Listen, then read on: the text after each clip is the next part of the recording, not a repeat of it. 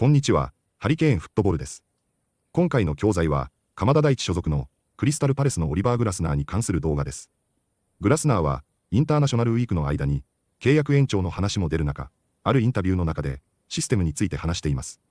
システム論は多く語られすぎだという印象を持っているようで、他のインタビューでも何度も聞いたことがあるものですが、システムよりもどう動くのかというパターンが重要だと話しています。マテタやウォートンの話もしていますが、実際にどのように話しているのか、チェックしてみましょう。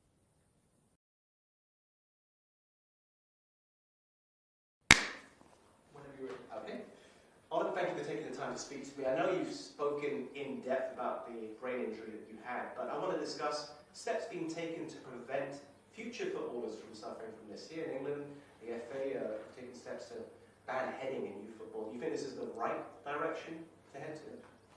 Oh, it's a very difficult question, and I don't know if I have the right answer for it. It's you know, we all know football, and heading is part of football.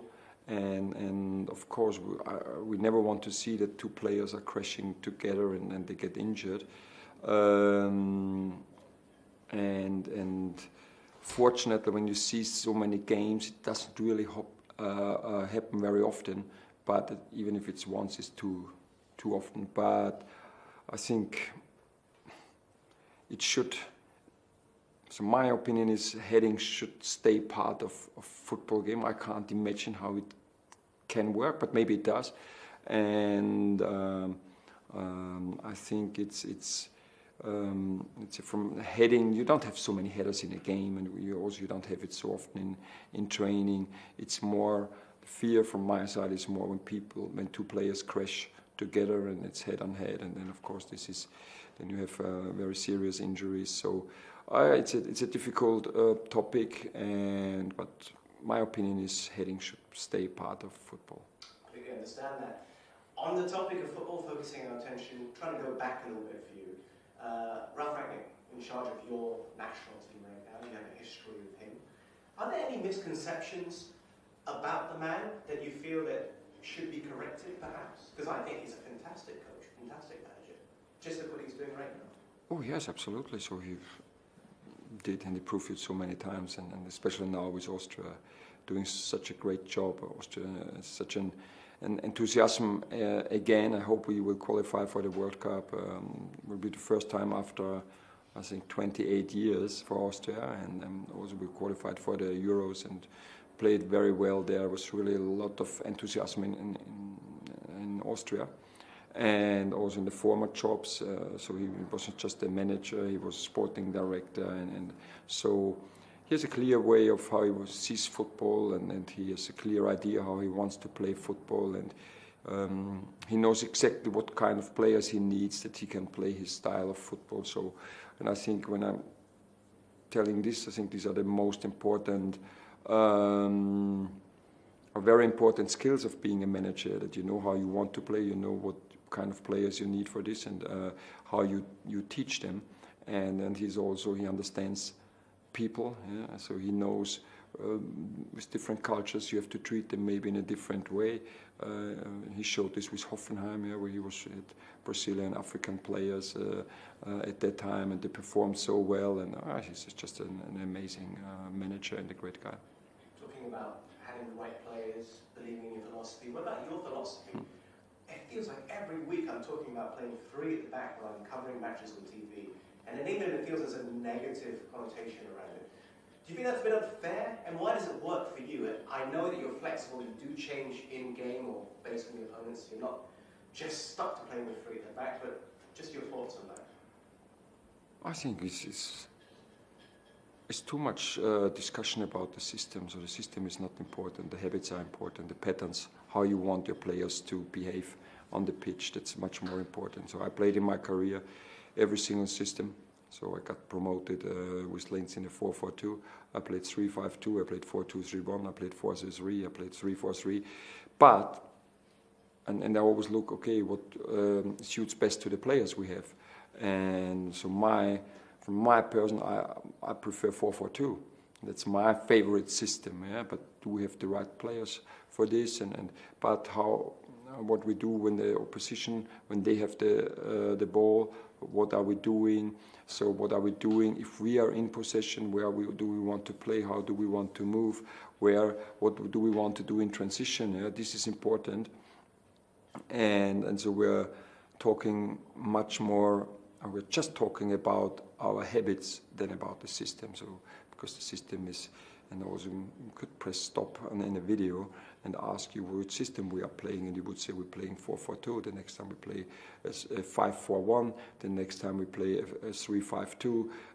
In attack, we always want to attack with 5 players, yeah, and there are different habits, so that means very often we have both wing backs in the box or close to the box. Sometimes they are behind the ball, then one of the central midfielders arrives in the box, so we always have clear tasks they have to fulfill in attack and the same in defense. So for me, this discussion is I don't really think about it, because I know the system is very fluid.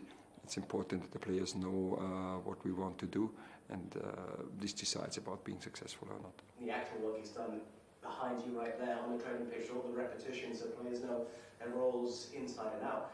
But you've also said several times to me here today, having the right players. Can I ask about Adam Wharton? How high is his ceiling? Because he's so impressive. I don't know. That's the good thing. We never know how high the ceiling is, and for me, the most important thing is that we don't set our ceiling. Yeah? So that we say, okay, I think he can't play higher than this, or I can't play higher than this. So, because as soon as you set your barrier, you can't jump over it. So, and that's why I always say, okay, leave it open, and always. I told the players today in a meeting, I said, I think we haven't achieved our ceiling right now. When I see us playing, when I see the skills we have in the team, I see that we have a lot of potential to improve. And if we keep working, if the players stay hungry to improve, stay hungry to succeed, keep their work ethic, then it will happen. And with Adam, it's the same. It's just he arrived 1.5 years ago here at Crystal Palace from the Championship. And last year he missed more than, I think, about 60% of the games due to an injury. So I think it's hopefully now his first Premier League season ever, and this can't just be the ceiling. Yeah. So he's young, he understands football, he has such a great pre-orientation, and he's very ambitious, very professional. So I think ceiling is very high. Another thing you seem to have a knack for, and this is going back throughout your managerial career, is bringing out the best in target men for strikers. I'm looking at Kolomowani, I'm looking at Weghorst, and now I'm looking at Mateta. What is it about a striker that you look for first, and how do you help him develop and build his confidence to be an elite level striker? We're always encouraging our strikers to arrive in the areas where they can score, yeah? And that's, we all know 90% of the goals are scored inside the box, and even then, let's say in the width of the 6-yard box. Yeah? So that means we want JP Mateta there, yeah? We wanted Weghorst there, we wanted Kolomowani there. So it just makes no sense running to the corner, because there he can score. And all the strikers, usually they have one big quality, and this is the finish. And when you see now like Haaland, Harry Kane, Mbappe, Ronaldo, Messi, now Mateta, just incredible good finishers. Yeah? So it was pretty clear to talk to him and say, okay, and showed him where he can move to arrive in these areas. And of course we know he needs the deliverers, yeah, around him. That's then creating a team, yeah, that they deliver the balls to him, but he always makes these runs, and he gets the balls in these areas, and that's why he can score many goals. And this is very pragmatic at the end, but yeah, it worked with every single one. He's lit up the league. I've got 1 minute left or so, and I'm doing this thing where, as I told you on camera, I'm traveling around the country, covering matches but interviewing players, and at every interview I ask the player manager to give a question for my next interview, and I don't know who it's going to be. So, firstly, my last interview was with a very famous Manchester United player. If you could answer his question, looking down the camera, and after that, give a question of your and it can be anything, absolutely anything. Are you ready? Okay. Let me boost the volume. Okay.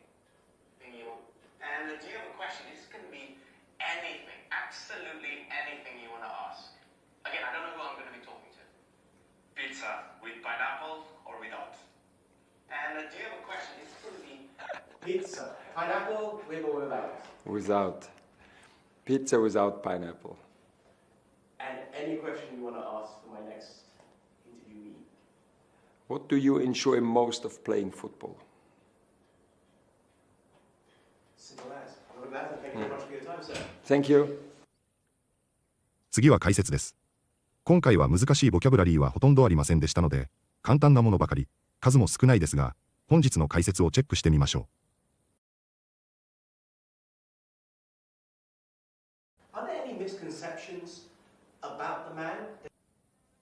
ミスコンセプションは、コンセプションにミスがついたものなので、わかりやすいと思いますが、誤解や思い込みを意味します。英語ではよくコモンミスコンセプションで、よくある誤解という形で使われます。人々が信じていることの中には、実際には事実と異なることがあります。そういったとき、実はそれは誤解なんだよと説明する際にこの単語が使えます。ニュースや教育、ビジネスの場でも品質する単語なので、正しい使い方を覚えておくと便利です。また、クリアアップエミスコンセプションで、誤解を解くなどのフレーズも合わせて覚えましょう。Are there any misconceptions about the man? Are there any misconceptions about the man? And in England it feels there's a negative connotation around it. コノテーションは、単語が持つニュアンスや言外の意味を指す重要な言葉です。例えば、スリムとスキニーは、どちらも細いという意味ですが、スリムはポジティブな響きがある一方、スキニーはネガティブに聞こえることがあります。これは、それぞれの言葉に含まれるコノテーションが異なるからです。言葉の表面的な意味だけでなく、その言葉が人にどんな感情や印象を与えるかを意識することは、自然な英語表現にとても重要です。英会話、ライティング、プレゼンなど、幅広い場面で役立つ概念です。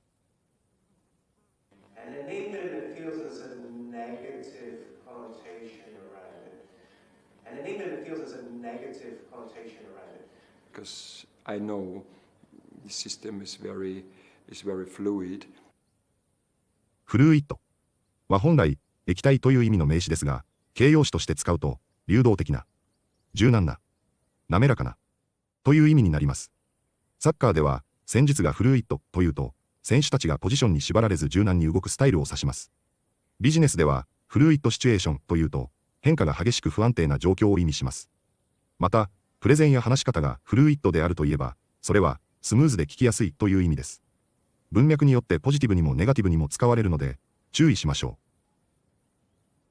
う。Because I know the system is very fluid. Because I know the system is very fluid. With such a great pre-orientation.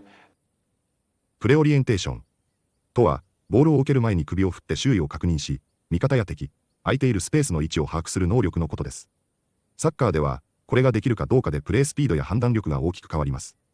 単にテクニックやフィジカルがあるだけでなく、頭の中でプレーを準備しておくことが重要です。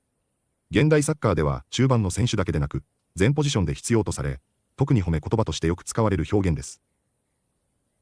With such a great pre-orientation. With such a great pre-orientation. Another thing you seem to have a knack for. ナックは、あることを自然に、しかも上手にこなす、特別なコツやセンスのことを指します。努力して身につけたというよりは、直感的に分かっていてできる状態に近いです。ナックフォー何々という形で、何々のセンスがあるや、何々が得意と表現します。例えば、ナックフォーコミュニケーションなら、コミュニケーションの才能。ナックフォースコアリングゴールスなら、ゴールを決めるコツなど、幅広く使えます。褒め言葉としてとても自然な英語表現です。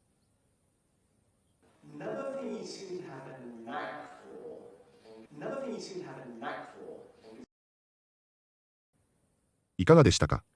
快進撃とも言える今のクリスタルパレスの好調さから、オリバー・グラスナーの戦術や手腕の評価もうなぎ登りで、そういう話を取り上げるメディアもかなり増えてきました。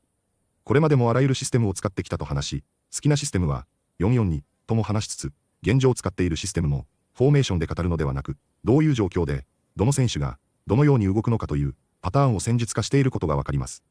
鎌田大地も以前のインタビューで話していたのも、こういうパターンが日本代表ではなく、それが必要だという趣旨だったようにも感じました。どういう状況で、何をトリガーに、誰がどこでどうプレスに行くのか、ミドルブロックやローブロックではどこで誰に誰がボールホルダーに寄せていくのか、釣り出されて空いたスペースには誰がカバーするのか、ボールを奪ったら、どうボールを渡して前進させるのか、パターンがあり、優先順位があり、それを決まったパターンとして、グラスナーが言う、慣習というのか、そういう習慣づけたパターンを、やり続けるということが、チームが機能する上で大事なことであり、システムよりも重要なことだと話しているのでしょう。日本代表でも、そのパターンを築いていくことを期待しながら、そのパターンがうまく機能しているクリスタルパレスの戦いを、また楽しみたいと思います。本日もご視聴いただきありがとうございました。またすぐにお会いしましょう。